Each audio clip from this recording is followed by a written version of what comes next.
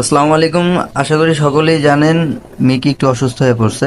আসলে ও খেলাধুলা সব বন্ধ করে ও আমাকে এইভাবে বারবার বুঝিয়ে দিতে দিছিল ও অসুস্থ।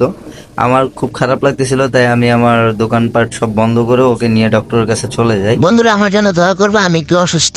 আমি যেন তাড়াতাড়ি সুস্থ হয়ে তোমাদের মাঝে আবার ফিরে আসি। সকালবেলা তাড়াহুড়ো করে আমার কোথায় জানি নিয়ে যেতেছে অটোতে করে। জিজ্ঞাসা করলাম, বাবা হসপিটালে যেতে কতক্ষণ লাগবে আর হসপিটালে কি করে?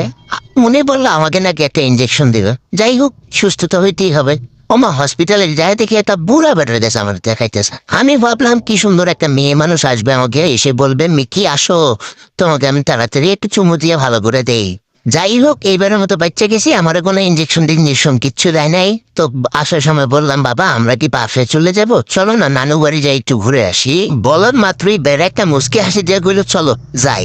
আমি তো ঘাবড়ে গেলাম, ভাবলাম এইবার মনে হয় আমার রাখিয়ে আমার দিয়ে যাবো না, কিন্তু না।